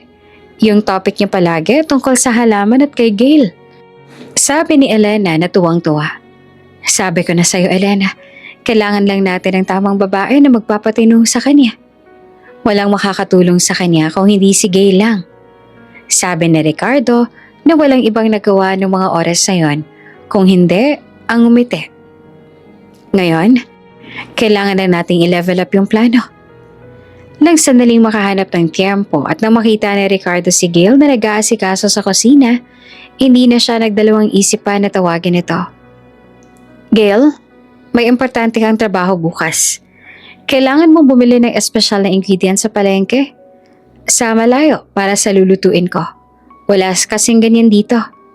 Sige po, Sir Ricardo. Kaya ko po yan. Sabi ni Gail. Hindi. Delikado dyan sa may palengke. Kailangan mo ng kasama. Isasama mo si Harold. Utos ni Ricardo na may lihim ng ngiti. Po? Si Sir Harold po? Nagulat si Gail. Oo. Kailangan niyong matuto kung paanong bumili ng ingredients para sa negosyo namin. Alam mo na, inventory skills. Paliwanag ni Ricardo. Sige na, magkasama kayong pupunta. Huwag ka mag-aalala. May bodyguard naman kayong kasama sa likod lang ng sasakyan. Pagkatapos ng usapan, inutusan ni Harold ang driver na ihanda ang sasakyan. Hindi na nagtanong kung bakit kailangan niyang sumama kay Gail. Ang tanging iniisip niya lang ay makita si Gail sa labas ng mansyon para sana makatakas siya. Pero ito na yung pagkakataon niyang makasama si Gail sa labas ng bahay. Gail, ready ka na ba? Sabi ni Papa pupunta tayo sa palengke. Tanong ni Harold na masigla ang boses. Opo, Sir Harold, tara na po. Sabi ni Gail na halatang kinakabahan pero masaya. Habang nasa sasakyan sila, nagtatawanan sila tungkol sa mga eksena ni Jughead sa comics. Hindi na napansin ni Harold na nakalimutan niya na ang tungkol sa pambababae. Wala na siyang pakialam sa mga text at tawag mula sa mga babae niya dati. Ang biyahe papunta sa palengke ay halos 1 oras. Pero para kina Harold at Gail, mabilis na lumipas ang oras dahil sa kwentuhan nila. Si Gail ay nagkwento tungkol sa kanyang pangarap na magkaroon ng sariling kainan ng kakanin. Habang si Harold naman ay nagkukwento tungkol sa stress ng pagiging rich kid at pressure ng kanyang pamilya. Alam mo Gail, mahirap maging De La Vega. Palaging may pressure na kailangan mong magpakita ng success sa lahat. Kaya nga, mas pinili ko muna mag-enjoy sa New York. Kasi sa bahay, tsaka sa mga utos ni Papa, nasistress ako. Sabi ni Harold habang nakatingin sa labas. Pero Sir Harold, hindi naman po masama yung maging successful, di ba? Ang importante, masaya ka sa ginagawa mo. Sabi ni Gail sa mahinahong boses. Masaya? Ngayon lang ako nagiging masaya, Gail. Nang makalala kita. Sabi ni Harold at tiningnan si Gail ng diretso sa mata. Namala si Gail sa inakto ng boss niya bago siya nahihiyang nag-iwas ang tingin dito. Salamat po, Sir Harold. Pagdating nila sa palengke, nakita ni Harold ang ibang mundo. Maingay, masikip, at may kakaibang kamoy ng sariwang isda at gulay. Si Harold na sanay sa mamahaling grocery store sa Amerika ay hindi alam kung saan liningon. Ang dami namang tao dito. Bulong ni Harold. Opo sir, dito po kasi sariwa yung mga paninda. Sabi ni Gail bagong umiti. Si Gail ang naging tour guide ni Harold sa palengke. Tinuruan niya si Harold kung paanong mamili ng malunggay, kung paanong kilatisin ang sariwang hipon, at kung paanong makipagtawaran sa tendera. Gail, dapat pa talaga nating tawaran yung presyo? Bayaran na lang kasi natin ang tama. Sabi ni Harold na nahihiya. Ay hindi po Sir Harold, lalo na po sa probinsya. Parte po ng tradisyon ng tawaran. Sige po, subukan ninyo. Sabi ni Gail at tinulak siya ng bahagya. Si Harold naman kahit na mayabang at masungit dati ay sumunod kay Gail. Nang makita niya si Gail na tumawad sa presyo ng gata ng niyog, natuwa siya. Parang bata si Harold na natututo ng bagong laro. Wow Gail, ang galing mo! Nakuha mo talaga yung gusto mo! Sabi pa ni Harold na nakangiti. Madali lang po yan sir. Kailangan lang po ng konting tapang. Sagot ni Gail bago tumawa. Habang naglalakad sila, hindi sinasadyang nagdikit ang kanilang kamay. Nagkatinginan sila. Mabilis na binawi ni Gail ang kamay niya habang namumula. Pero si Harold, naramdaman niya ang kakaibang kilig na hindi niya naramdaman kahit kailan sa mga babaeng na-date niya dati. Ang feeling na ito, iba. Mas malalim, mas totoo. Pag-uwi nila sa mansyon, sinalubong sila ni Elena ng may ngiti sa labi. Kamusta ang pamimili? Nakuha ba ninyo lahat ng kailangan? Tanong ni Elena habang sinusuri ang mukha ng anak niya. Okay lang ma, masaya. Ang galing ni Gail makipagtawaran. Hindi ko alam na ganyan siya kagaling. Sabi ni Harold na masigla ang boses. Natigilan si Elena. Ang anak niya, pinupuri ang maid. Kinagabihan, habang kumakain sila ng hapunan, may inanunsyo si Harold sa kanyang mga magulang. Pa? Ma? May sasabihin lang sana ako. Nagkatingin na naman sina Ricardo at Elena habang kinakabahan. Baka nagre-rebelde na ulit si Harold. Ano yan, anak? Tanong na Ricardo. Napagdesisyonan ko po na hindi na ako babalik sa New York para sa mga babae ko. Seryoso na ako sa buhay ko dito. Sabi ni Harold ng matapang. Talaga, Harold? Totoo ba yan? Tanong ni Elena na halos umiiyak sa tuwa. Oo, ma. Wala na ako interes sa kanila. Ang babaero niyong anak, naglilaylo na. Biro pa ni Harold bago ngumiti. Na-realize ko na mas may sense ang buhay ko ngayon dito sa Pilipinas. Hindi niya na sinabi ang dahilan, si Gail. Pero alam naman na ng kanyang mga magulang kung sino ang dahilan. Umiiyak si Elena at niyakap si Harold. Salamat, anak. Salamat. Masaya ako para sa iyo, Harold. Pero kailangan mong patunayan yan, sabi ni Ricardo. Simula bukas, tutulungan mo ako sa opisina. Tuturuan kitang maging isang responsableng negosyante. Sige pa, gagawin ko lahat. Sagot naman ni Harold. Natupad na nga ang pangarap ng mga magulang ni Harold. Hindi na babaero ang kanilang anak. Ang kailangan lang talaga nila ngayon ay hintayin na umamin si Harold ng kanyang nararamdaman para kay Gail. Naging abala naman si Harold sa bagong trabaho niya sa opisina ng kanyang ama. Araw-araw, maaga siyang umaalis at umuwi ng pagod. Pero ang pagod na ito ay iba sa pagod niya sa pagpaparty dati. Ito ay pagod na ng may katuturan. Pero kahit naabala siya, palagi niyang iniisip si Gail. Hindi siya nagtatagal sa opisina. Ang oras niya ay nakatuon lang sa pagbabalik sa mansyon para makita si Gail. Napansin naman ng mga magulang niya ang kakaibang ritmo niya sa pang-araw-araw niya. Isang hapon, habang nagre-review si Harold ng financial reports, nagsalita ang kaniyang ama. Masyado ka naman yata nagmamadaling umuwi, Harold. May date ka ba? Tanong na Ricardo habang umingiti ng lihim. Wala pa, gusto ko lang magpahinga.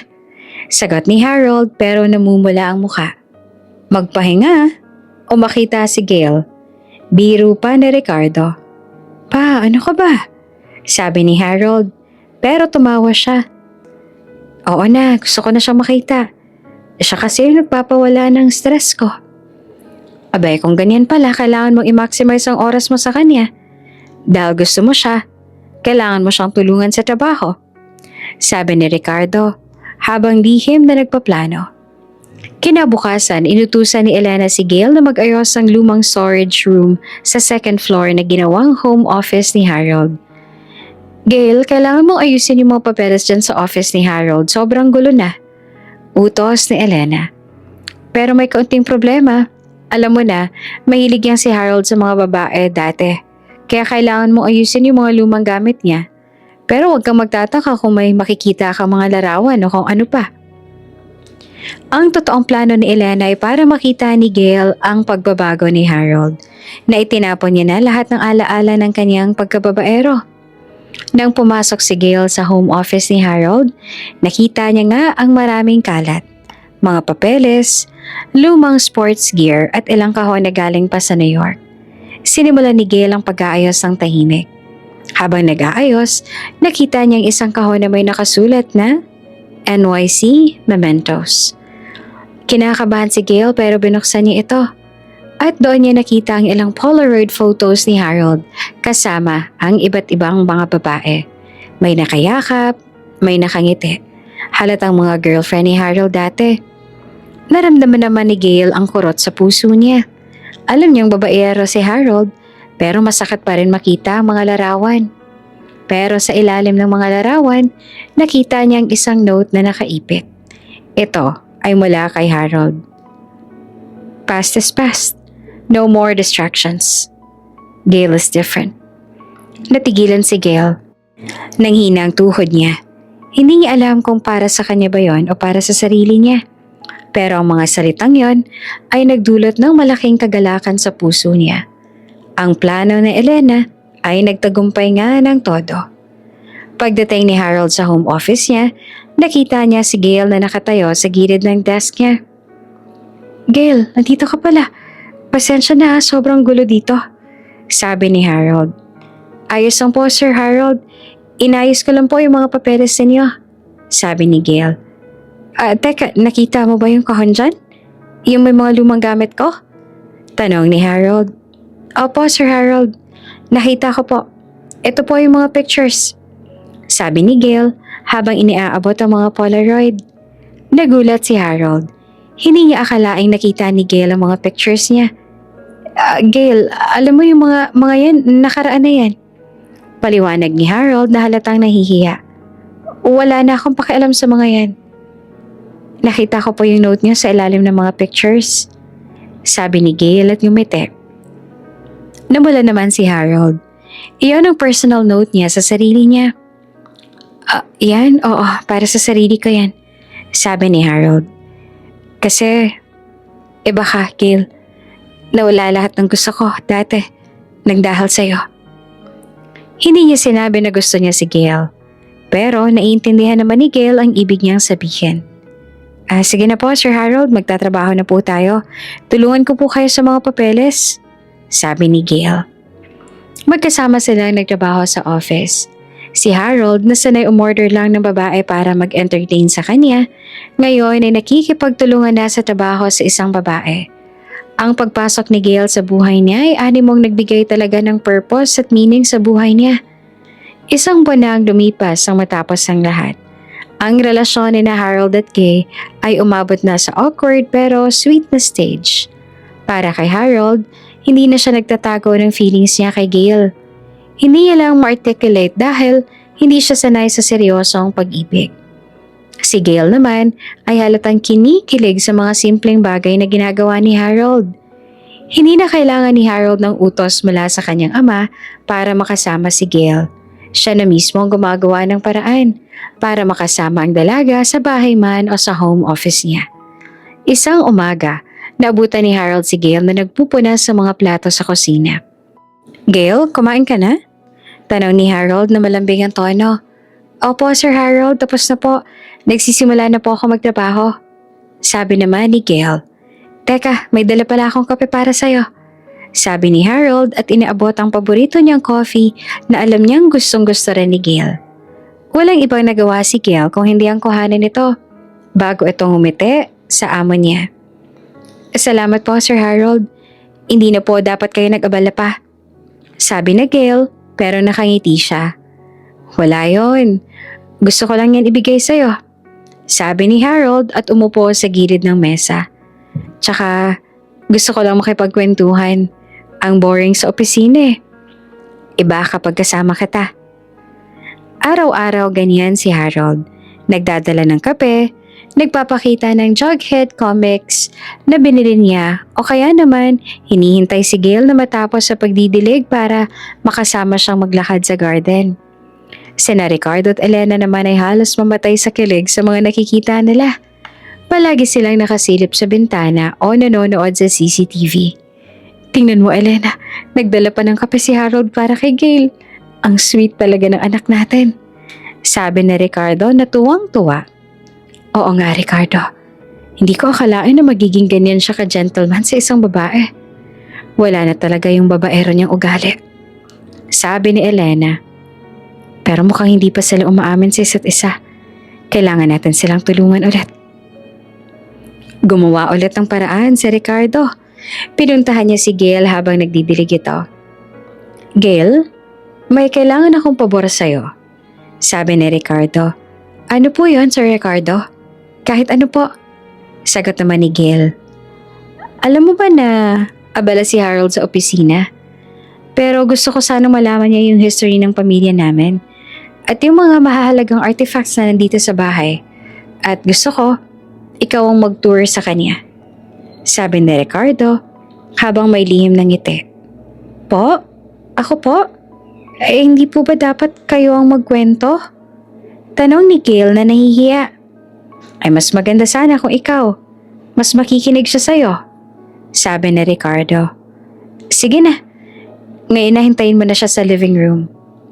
Sinunod ni Gail ang utos ni Ricardo.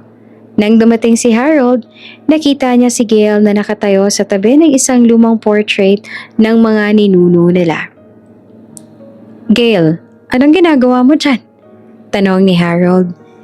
Inutusan po ako ni Sir Ricardo na itour po kayo dito sa bahay para malaman niyo daw po yung history ng pamilya ninyo?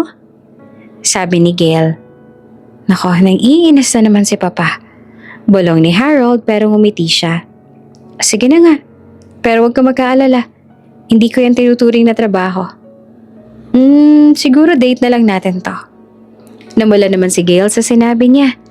Hindi kalaunan, doon na nagsimula ang kakaibang museum tour nila. Habang nagtuturo si Gail ng mga lumang gamit at mga larawan, palaging nakatingin si Harold kay Gail. Hindi niya pinapansin ang mga gamit. Si Gail lang ang pinapansin niya. Gail, ang ganda ng boses mo. Kahit nagkakwento ka tungkol sa lumang plato, ang ganda pa rin pakinggan ng boses mo. Sabi ni Harold na pabulong. Sir Harold, huwag niyo naman po akong asarin. Sabi ni Gail na nahihiya. Hindi ako nang-aasar, Gail. Seryoso ako. Sabi ni Harold. Doon na naramdaman ni Gail na hindi na ito laro. Hindi na ito trabaho. May nararamdaman na si Harold para sa kanya. Malinaw na para sa kanila yung pagbabago ni Harold simula nang bumalik siya sa Pilipinas, galing ng ibang bansa. Ang dating masungit, mainipin at babaerong amo ay naging sweet, attentive at focused na sa trabaho. At kay Gail. Isang gabi habang nakarelax si Harold sa kanyang silid, nakita niya sa kanyang social media ang isang message mula kay Sandra, ang flight attendant na huli niyang kasama sa New York. Dahil nakakonect na ulit yung internet niya dahil sa good behavior niya, na-reach niya si Sandra. Harold, heard you're back in Manila. I'm flying there next week for a layover. Let's catch up. We can finally have the dinner we talked about.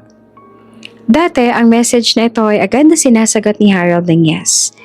Ito ang type niya. Maganda, easy, at walang commitment. Pero ngayon, iba na. Tinignan ni Harold ang message ng ilang segundo. Hindi niya naramdaman ang dating kilig. Ang naiisip niya lang ay si Gail. Ang tawanan nila sa palengke. Ang init ng kamay ni Gail nang magdikit ang mga kamay nila. Napakagatlabi na lang si Harold. Ayaw niyang sirain ang pagbabago niya. Lalo na ngayon na malapit na si Gail sa kanya. Hi Sandra, thanks for reaching out. But I'm really busy here. I'm focusing on the family business. And I don't think I can make it. Take care. Wala na siyang emoji o flirting na ginagamit. Seryosong-seryoso ang sagot niya. Ito ang tuluyang pagtanggi ni Harold sa kanyang pagkababaero. Nang makita ni Sandra ang reply, nagulat siya at nagpadala ng, Wow, you changed. What happened? Hindi na nag-reply si Harold sa chat niyang iyon. In-unfollow niya na si Sandra at ginawa niyang private ang account niya. Tapos na ang chapter na iyon ng buhay niya. Sina Ricardo at Elena naman ay hindi tumitigil sa pagpapalapit sa kanilang anak at kay Gail. Alam nilang nakalaylo na si Harold sa pambababae, pero gusto nilang magkaaminan na sila. Isang hapon, nagpanggap si Elena na may sakit sa kanya. Aray, Harold, ang likod ko. Parang naipit, hindi ko na kaya. Sigaw ni Elena sa sala. Agad namang tumakbo si Harold pababa. Ma, ano pong nangyari? Aray, hindi ko kaya. Kailangan ko mag-apply ng gamot sa likod ko. Pero hindi ko maabot. Sabi ni Elena habang sumasandal sa sofa. Harold, tawagin mo si Gail, dali. Siya lang nakakaalam kung paano to gawin. Tumakbo naman si Harold sa kusina at tinawag nga si Gail. Gail, si Mama masakit daw yung likod niya. Kailangan mo siyang tulungan. Pagdating ni Harold at Gail, nakita nila si Elena na nakahiga sa sofa. Nahalatang umaarte. Gail, pakiusap. Ikaw na lang mag-apply ng ointment sa likod ko. Alam mo na, yung papa mo busy sa office. Sabi ni Elena. Pero Gail, baka mahirapan ka. Harold, tulungan mo nga si Gail. Ikaw ang maghawak ng kamay niya habang naglalagay siya ng gamot. Natigilan naman si Gail. Maghawak ng kamay? Nahihiya si Harold, pero gusto niyang sundin ang utos ng kanyang ina. Dahan-dahan sinimulan ni Gail ang pagmamasahe sa likod ni Elena gamit ang ointment. Nakaupo si Harold sa tabi ni Gail at mahinang hinahawakan ng kamay ni Gail. Gail, okay ka lang? Tanong ni Harold na malambot ang tono. Opo, Sir Harold. Kaya ko po ito. Sabi ni Gail, pero sobrang bilis ang tibok ng puso niya dahil magkahawak ang kamay nila. Si Elena, habang umaarte na sumasakit ang likod, ay nagsasalita na para bang nagbibigay ng advice. Alam mo, Gail, sana makakita si Harold ng babaeng katulad mo. Yung simple, mabait, at marunong mag-alaga. Kasi yung anak ko, nagbago na yan dahil may inspirasyon na siya. Sabi ni Elena habang patingin-tingin kina Harold at Gail. Lalong namula si Gail. Alam niyang sinasadya iyon ni Elena. Sige na Harold, pwede ka nang tumulong kay Gail na mag-ayos sa mga kutsara sa kusina. Kailangan niya mag-relax muna. Ang ganda kasi ng masahe mo, sabi ni Elena at kininditan si Harold. Naintindihan ni Harold ang ibig sabihin ng nanay niya. Nagbibigay ng chance si Elena para magkasama ulit sila ni Gail. Tara na, Gail. Aya ni Harold. Hindi niya naman binitawan ang kamay ni Gail hanggang makarating sila sa kusina. Mahigit 2 buwan ang nakafocus si Harold sa negosyo ng kaniyang pamilya at ang kaniyang nararamdaman para kay Gail ay mas lalo lang na namumukadkad. Naging partner niya si Gail sa lahat. Sa trabaho, sa garden, at sa pag-aaral ng Jughead Comics. Isang gabi, galing si Harold sa opisina. Pagod na pagod dahil sa meeting tungkol sa bagong deal na seryosong kalaban ng Sandoval Group. Ang hirap talaga makipagnegosyo sa mga Sandoval, Gail. Sinisiraan pa rin nila tayo. Reklamo ni Harold habang umiinom ng kape sa ginawa ni Gail.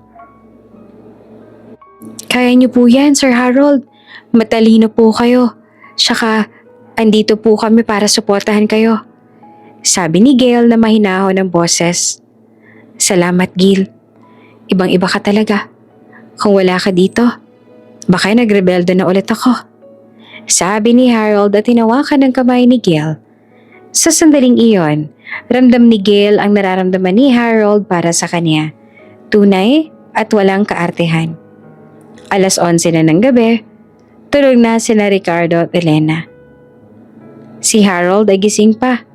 Nag-work sa home office niya. Habang si Gail naman ay nasa kanyang kwarto na nasa ground floor kasamang ibang domestic staff. Biglang may malakas na kalabog na narinig mula sa likod ng mansyon. Sumunod ang tunog ng basag na salamin. Agad na napabangon si Harold. Alam niyang hindi ito ordinaryong nakawan. Alam niyang maaaring may koneksyon ito sa Sandoval. Mabilis siyang lumabas ng office at tinawagan ng security guards. Pero wala siyang narinig na sagot. Alam niyang may masamang nangyari. Samantala, narinig ni Gail ang kalabog. Nag-iisa siya sa kwarto. Pero, hindi siya natatakot. Ang una niyang inisip ay si Harold. Agad na lumabas si Gail ng kwarto at nakita ang 2 lalaki nakasuot ng bonnet. Umakyat sa hagdan patungo sa second floor kung saan ang kwarto ni Harold. Agad na lumabas si Gail ng kwarto at nakita ang 2 lalaki nakasuot ng bonnet. Umakyat sa hagdan patungo sa second floor kung saan ang kwarto ni Harold. Sino yan? Huwag kayong umakyat! Sigaw ni Gail kahit nanginginig ang boses. Hindi siya pinansin ng mga lalaki. Ang target nila ay si Harold. Walang pag-aalinlangan pumunta si Gail sa kusina at dinampot ang pinakamalaking kawali na nakita niya. Tumakbo siya pataas para protektahan si Harold. Si Harold naman ay nasa kabilang banda, pumasok sa kwarto ng kanyang mga magulang para siguraduhin na ligtas sila. Wala siyang ibang nagawa kung hindi ang gisingin ng mga ito at saka balaan. Pa, magtago kayo. May pumasok sa bahay. Nang makita ng 2 lalaki si Harold, agad silang lumapit. May hawak silang mga pamalo.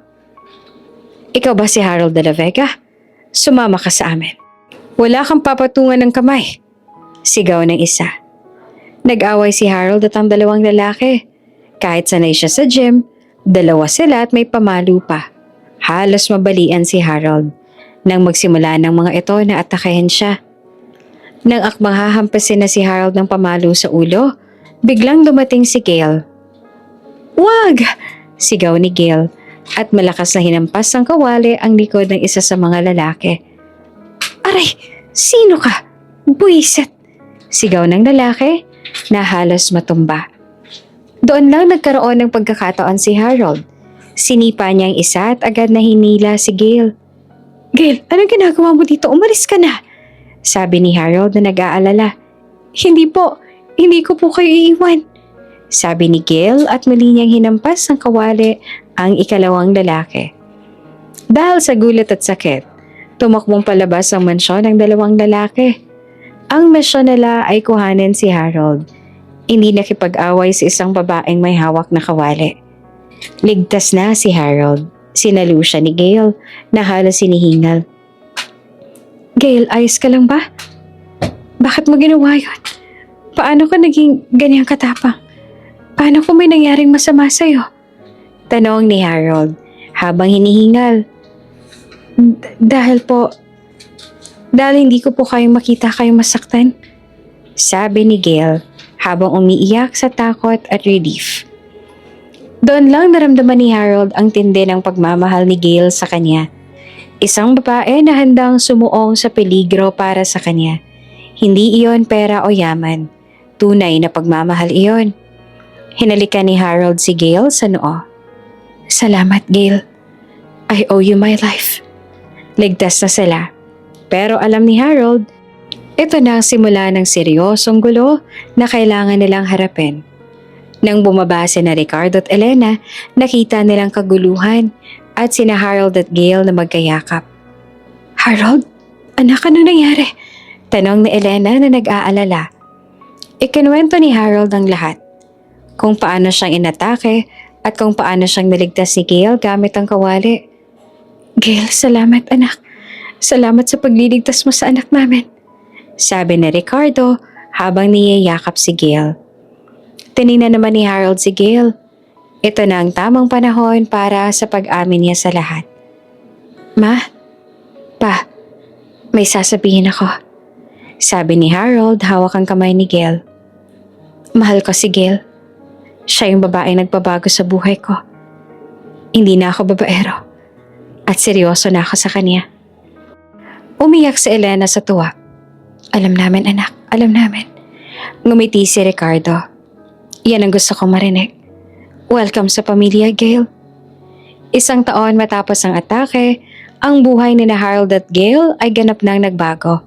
Si Harold ay naging ganap na responsableng vice-presidente ng De La Vega Group at si Gale naman ay hindi na isang kasambahay. Isa na siyang babaeng minamahal ng dati niyang masungit na amo. Ang relasyon nila ay seryosong-seryoso. Ipinaglaban ni Harold si Gale sa lahat ng taong tumutol, lalo ng mga high society friends ni Elena.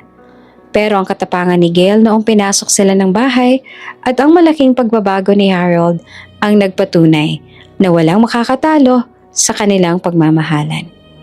Si Ricardo de la Vega naman ay nagtagumpay sa negosyo laban sa mga Sandoval. Salamat sa sipag at focus ni Harold. Pagkatapos na nangyaring insidente sa bahay nila, agad na nagpakasal sina Harold at Gale. Gusto ni Harold na protektahan si Gale sa lahat ng legal na paraan at gusto niyang patunayan sa mundo na siya ang pinili niya. Ang kasal ay simple lang, ayon sa gusto ni Gale, pero elegante, ayon naman sa gusto ni Elena. Ginanap ito sa hardin ng mansyon, sa gitna ng mga halaman na inaalagaan nilang dalawa. Napakaganda ni Gale sa kanyang simple at eleganteng wedding dress. Si Harold naman hindi maalis ang ngiti sa mukha. Hindi na siya yung dating masungit na lalaki dahil tuluyan na siyang nagbago. Sa reception, nagbigay ng speech si Harold. "Salamat sa lahat ng nandito," sabi ni Harold habang hawak ang kamay ni Gale. "Marami akong pagkakamali dati. Masyado ako naging babaero, mayabang, at masungit. Pero sa loob ng bahay na to, Nakilala ko ang isang babae na nagpabago sa buhay ko. Tiningnan ni Harold si Gail. Gail, ikaw yung nagbigay ng meaning sa lahat ng ginagawa ko. Ikaw yung nagturo sa akin na mas mahalaga ang suman kesa sa mamahaling wine. Na mas mahalaga ang Jughead Comics kesa sa New York parties. Mahal na mahal kita. Umiyak si Gail at niyakap si Harold. Pagkatapos ng reception, naghahanda na si Harold at Gail para sa kanilang honeymoon. Pumunta si Ricardo at Elena sa kwarto nila para magpaalam. Anak, ingatan mo si Gail ha. Huwag mo na siyang iiwan. Sabi ni Elena. Opo ma. Hindi na po. Sagot naman ni Harold. Ngumiti si Ricardo.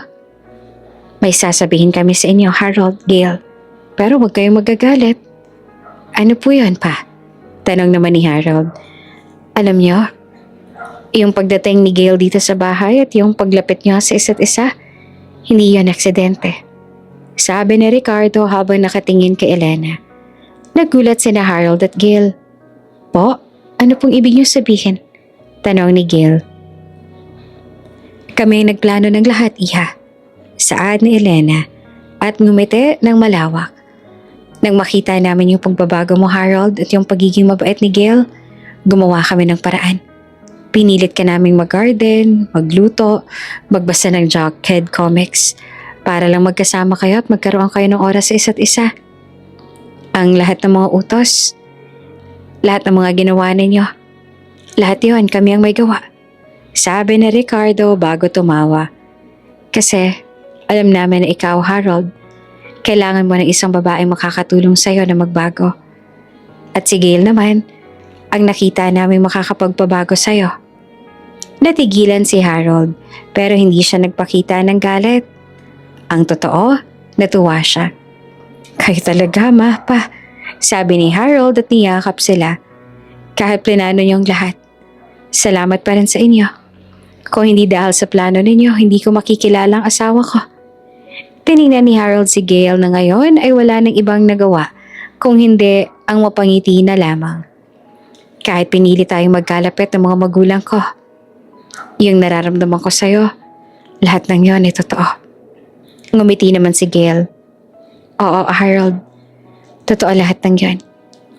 Nakangiting niyakap naman ni Harold ang kanyang asawa ng mahigpit. Ang masungit na si Harold agad nang nakita at nalaman ang totoong ibig sabihin ng pagmamahal sa kasambahay na tumulong sa kanya. Ang sabi nga nila ang pag-ibig daw ay walang pinipiling estado sa buhay. At ang tunay na pagbabago ay nagsisimula kapag natagpuan mo ang tamang inspirasyon at tao. At yon ang nangyari kay Harold at kay Gail.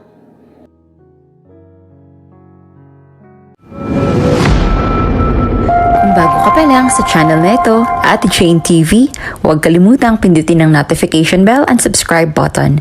Sana po hindi naman malaking abala sa inyo ang pagpindot ng subscribe button dahil ang kapalit po nito ay ang pagsuporta para makapag-produce ng mga libreng stories sa mga channels ni Ate Jane. Maraming salamat!